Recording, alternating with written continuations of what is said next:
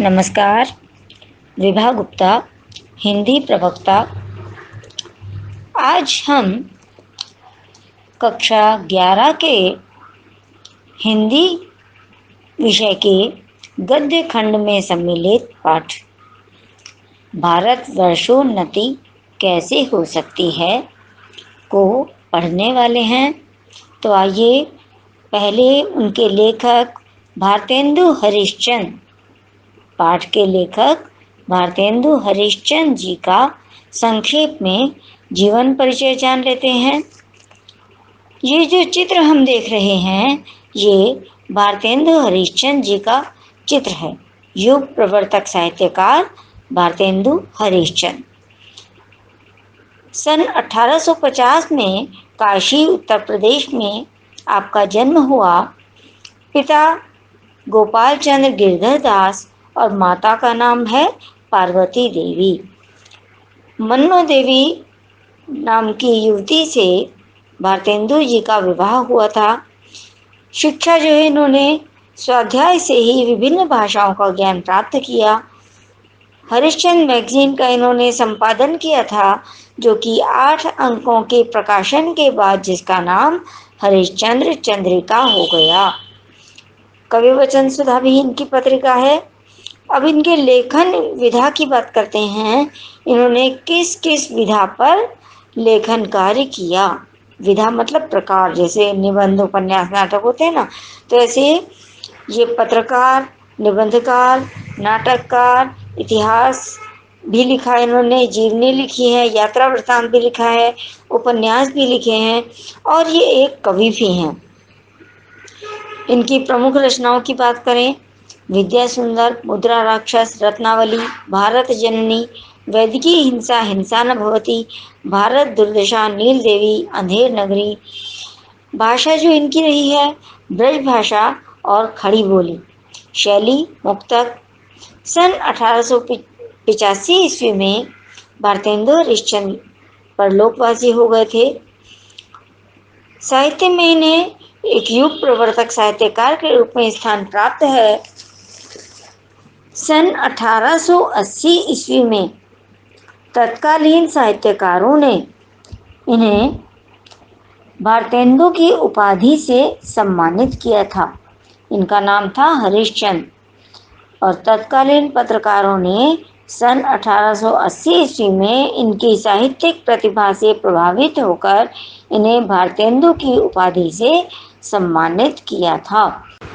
कवि वचन सुधा नामक पत्रिका का संपादन भारतेंदु जी ने सन 1868 ईस्वी में किया और 5 वर्ष के बाद इन्होंने एक दूसरी पत्रिका का संपादन किया 1873 ईस्वी में, हरिश्चंद्र मैगजीन। 8 अंकों के बाद इस पत्रिका का नाम हरिश्चंद्र चंद्रिका हो गया। अगर यात्रा वृत्तांत की बात करें तो सबसे पहला यात्रा वृत्तांत भारतेंदु जी ने ही लिखा है और उसका नाम है सरयू पार की यात्रा। ये हिंदी का सबसे पहला यात्रा वृत्तांत माना जाता है। इसके अलावा इन्होंने जीवनी, इतिहास, ये सब कुछ हमने वही ऊपर पढ़ा है।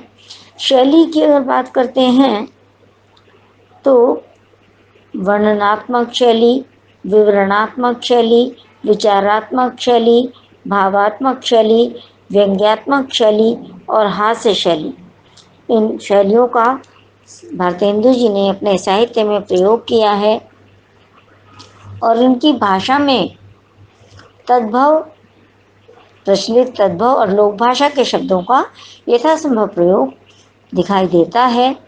हिंदी भाषा को इन्होंने स्थायित्व प्रदान किया है। उससे पहले हिंदी भाषा का स्वरूप स्थिर नहीं था। उर्दू फारसी के जो प्रचलित शब्द थे उन्हें भी भारतेंदु जी ने इसमें स्थान दिया अपनी भाषा में। लोकोक्तियों और मुहावरों का प्रयोग भी यत्र तत्र देखने को मिल जाता है, जिससे कि जन सामान्य में इनके साहित्य के प्रति आकर्षण और भी अधिक बढ़ जाता है। तो आइए अब पाठ प्रारंभ करते हैं। भारत वर्षोन्नति कैसे हो सकती है? मतलब भारतेंदु जी ने भारतवर्ष की उन्नति के लिए सुझाव दिए हैं कि भारतवर्ष की उन्नति कैसे हो। और ये जो निबंध है ना, भारतवर्ष उन्नति कैसे हो सकती है, इसमें लेखक ने कुरीतियों, अंधविश्वासों को त्याग कर अच्छी शिक्षा प्राप्त करने की प्रेरणा प्रदान की है। लेखक मानता है कि छोटी छोटी वस्तुओं के लिए विदेशों पर निर्भर नहीं रहना चाहिए और लघु उद्योगों को विकसित करके बहुत से उद्योग जब विकसित होंगे तो भारत आत्मनिर्भर बनेगा और उसका भविष्य अच्छा होगा। लेखक के इन विचारों से उनकी दूरदर्शिता का परिचय हमें मिल जाता है। ये जो निबंध है ये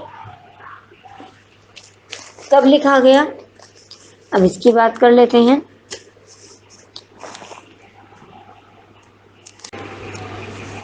सन 1884 ईस्वी में बलिया के ददरी मेले के अवसर पर आर्य देशोपकारिणी सभा में भाषण के उद्देश्य से ये लिखा गया था।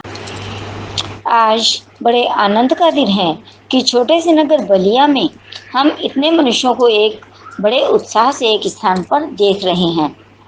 इस अभागे आलसी देश में जो कुछ हो जाए वही बहुत है। मतलब भारतवासी जो हैं वो आलसी हैं, अकर्मण्य हैं, निकम्मापन है उनके अंदर, और इसी कारण वो कुछ भी करने में आगे नहीं बढ़ पाते हैं। उनमें नेतृत्व शक्ति का भी अभाव है। इसीलिए भारतेंदु जी की पंक्ति है, हमारे हिंदुस्तानी लोग तो रेल की गाड़ी हैं।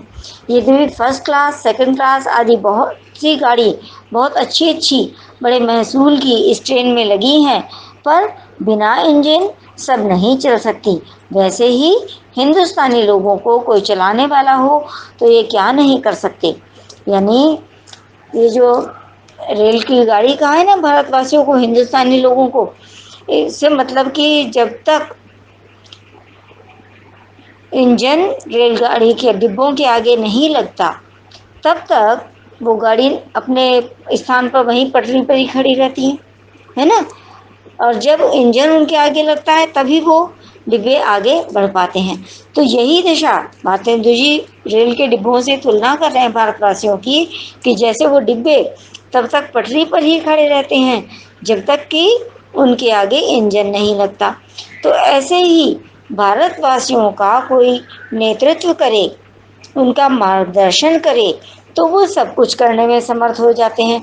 और कोई उनमें मार्गदर्शन उनका ना करे, उनका नेतृत्व ना करे, तो वो आलसी की भांति रहते हैं और कुछ भी करने में असमर्थ रहते हैं तब तक जब तक कोई उनका मार्गदर्शन नहीं करता। इनसे इतना कह दीजिए, काच प्रसादी रहा पलवाना, जैसे हनुमान जी को कहा गया था जामवंत जी ने। फिर देखिए हनुमान जी को अपना बल कैसा याद आता है। सो बल कौन याद दिलावे? जब लक्ष्मण को शक्ति लगी थी उस समय उन्हें कहा गया था कि तुम ही इस कार्य को कर सकते हो। तो हनुमान जी को अपना बल याद आया और वो सीता की खोज के कार्य में आगे निकल गए थे। उसके बाद इनसे इतना कह दीजिए, का चुप साधी रहा बलवाना, मतलब तुम चुप क्यों हो, अपनी सामर्थ्य को पहचानो। जी, फिर जैसे हनुमान जी को अपना बल याद आ गया था उसी तरह से इन्हें भी, भारतवासियों को भी अपने सामर्थ्य की ओर ध्यान चला जाता है और ये सब कुछ करने में समर्थ हो जाते हैं। या हिंदुस्तानी राजे महाराजे, नवाब, रईस या हाकिम, राजे महाराजों को तो अपनी पूजा, भोजन, झूठी गप से छुट्टी नहीं, क्योंकि सब कुछ साधन है उनके पास, ऐश्वर्य है, वैभव विलासिता सब कुछ है, तो उन्हें तो अपने पसंद के कार्य के भोजन कर लिया, झूठी गप हाँक ली, इन सब कामों में लगे रहते हैं। और जो हाकिम है वो सरकारी कामकाज में लगे रहते हैं। कुछ बाल घुड़दौड़ थिएटर में समय गया, कुछ समय बचा भी तो उनको क्या गरज है कि हम गरीब गंदे काले आदमियों से मिलकर अपना अनमोल समय खोवें। मतलब जो सरकारी आदमी हैं वो हमारे साथ अपना समय क्यों लगाएंगे। बस वही मसल रही, तुम्हें गैरों से कब फुर्सत, हम अपने गम से कब खाली, चलो बस हो चुका मिलना, न हम खाली न तुम खाली। मतलब कि तुम भारतवासियों के का नेतृत्व कौन करे, है ना। पहले भी जब आर्य लोग हिंदुस्तान में आकर बसे थे,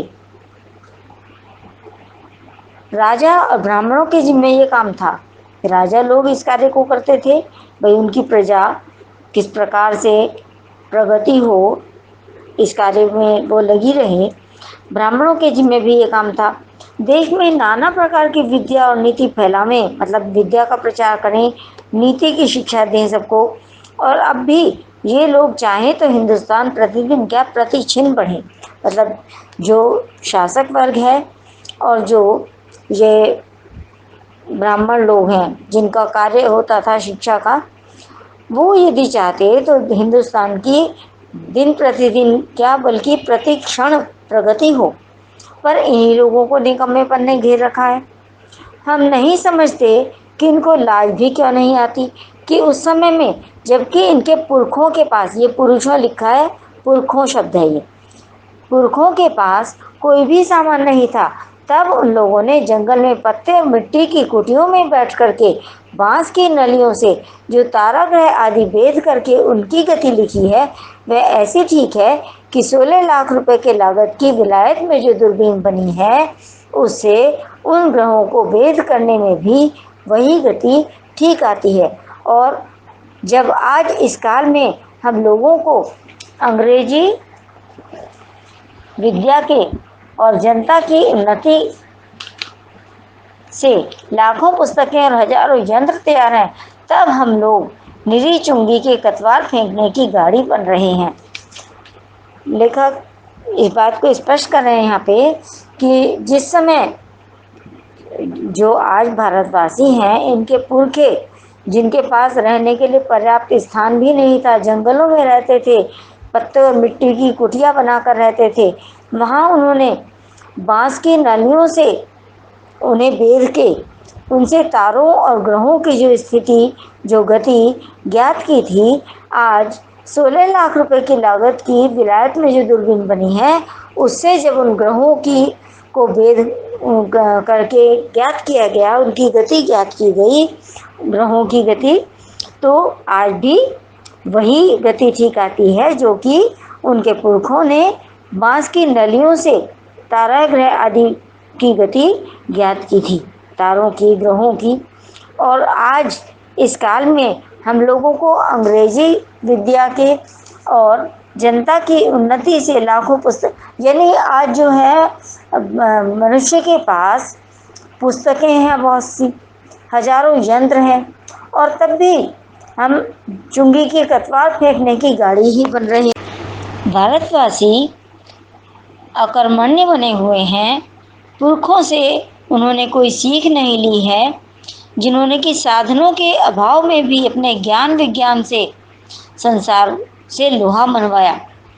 आज जबकि ज्ञान विज्ञान के बहुत से साधन हमें उपलब्ध हैं, पुस्तकें हैं, यंत्र हैं, और ऐसे समय में सारे साधन होते हुए भी पुरखों की तरह ज्ञान के नित्य जो नए रहस्य उन्होंने खोले, नए रहस्यों और स्रोतों को खोलकर अपनी कर्मण्यता और ज्ञान की प्रतिष्ठापना करके अपनी महत्ता भारतवासियों को भी प्रतिपादित करनी चाहिए।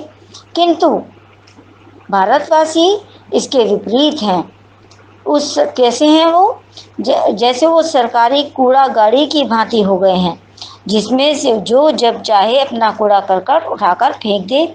अर्थात आज हम अपनी अकर्मण्यता के कारण विश्व के सबसे अधिक उपेक्षित और दीनहीन प्राणियों की गिनती में हैं। इसलिए हमें अपने महापुरुषों के चरित्र से प्रेरणा लेनी चाहिए और स्वयं को फिर से विश्व गुरु के पद पर प्रतिष्ठित करना चाहिए। यह समय ऐसा है कि उन्नति की मानो घुड़दौड़ हो रही है। मतलब उन्नति के सारे साधन हैं, तो हर देश चाहता है कि वो उन्नति की दौड़ में सबसे आगे बढ़े, उसके उनकी सबसे अधिक प्रगति हो। अमेरिकन, अंग्रेज, फ्रांस, फरासी का है ना, आदि तुर्की ताजी सब सर पर दौड़े जाते हैं। मतलब सबके जिम्मे यही बात है, सभी देश ऐसा चाहते हैं कि पहले पाला हम ही चुने, यानी कि जो कुछ भी लक्ष्य हमें प्राप्त करना है सबसे पहले हम ही उसको प्राप्त कर लें। उस समय हिंदू काठियावाड़ी खाली खड़े खड़े टाप से मिट्टी खोदते हैं। तो हिंदुओं को काठियावाड़ी घोड़े की तरह बताया गया है, जो कि एक स्थान पर खड़े होकर अपने टाप से केवल मिट्टी खोदता रहता है, यानी उसमें लगन नहीं है, उसमें कर्मण्यता नहीं है। इनको औरों को जाने दीजिए। जापानी टट्टुओं को हाँफते हुए दौड़ते देख करके भी लाज नहीं आती। बहुत अच्छी पंक्ति है। भारतवासियों को जापान जैसा देश, जो कि कभी बहुत एक छोटा देश था, भारतवासियों को उन्हें देख करके भी स्वयं पर लज्जा का अनुभव नहीं होता कि जापान, जो कि एक बहुत छोटा देश था, अपनी परिश्रम के बल पर, अपने ज्ञान के बल पर, अपने परिश्रम के बल पर वो इतना आगे बढ़ गए हैं, जबकि उनमें इतनी सामर्थ्य भी नहीं थी, है ना। शारीरिक सामर्थ्य नहीं थी, यानी कि जापान छोटा देश था तो उसमें आर्थिक क्षेत्र में भी पिछड़ा हुआ था, उसमें इतनी सामर्थ्य नहीं थी। जो भारत, जो कभी सोने की चिड़िया कहा जाता था, सारे साधन थे वहाँ पर, है ना। तो भारतवासी तो पिछड़ते जा रहे हैं और दूसरे देश अपनी प्रगति करते जा रहे हैं। तो जापानी टट्टू इसलिए कहा है, टट्टू जो है आकार में बहुत छोटा पशु होता है, वो दौड़ेगा तेज तेज तो हाँफ जाएगा।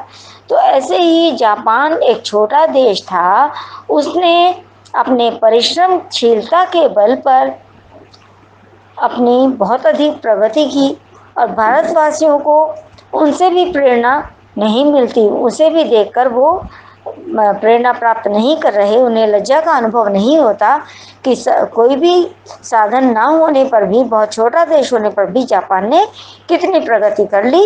और भारतवर्ष, जो कभी सोने की चिड़िया कहा जाता था, वो कितना पिछड़ता जा रहा है। क्यों? भारतवासियों की अकर्मण्यता के कारण, उनके आलसीपन, उनकी नेतृत्व शक्ति के अभाव के कारण, उनके निकम्मेपन के कारण यह समय ऐसा है कि जो पीछे रह जाएगा फिर कोटि उपाय किए भी आगे न बढ़ सकेगा। मतलब आज तो सारे साधन हैं हमारे पास, और आज यदि हमने उनका उपयोग नहीं किया अपनी प्रगति के निमित्त, तो फिर भविष्य में करोड़ों उपाय करने से भी कोई कार्य हमारा नहीं संभव हो सकेगा। इस लूट में, इस बरसात में भी जिसके सिर पर कमबख्ती का छाता और आंखों पर मोक्षता की पट्टी बंधी रहे, उन पर ईश्वर का कोप ही कहना चाहिए। इस लूट और बरसात से मतलब कि आज सारे साधन हैं और उन साधनों के होते हुए हम उनका लाभ नहीं उठा रहे हैं, तो ये ऐसा है जैसे कि हमारे सिर पर कमबख्ती का छाता लगा हो। यानी जब वर्षा हो रही हो और हमने छाता लगा लिया, तो हम वर्षा के जल का आनंद कैसे उठाएंगे, है ना। हमने आंखों पर पट्टी बांध ली, तो जो कुछ कहीं लूट भी हो रही है, हमें बहुत कुछ प्राप्त हो सकता था और हमने तो आंखों पे पट्टी बांध ली मूर्खता की, तो हमें वो सब कैसे प्राप्त होगा। तो ये तो ईश्वर का कोप ही है ना भारतवासियों पर कि सारे साधन उपलब्ध होते हुए आज उनकी ओर ध्यान ही नहीं दे रहे, उनका उपयोग नहीं कर रहे, उनका उपयोग करके अपनी प्रगति का कोई उपाय नहीं कर रहे। आज के लिए इतना ही। शेष पाठ हम अगली वीडियो में पढ़ेंगे। धन्यवाद।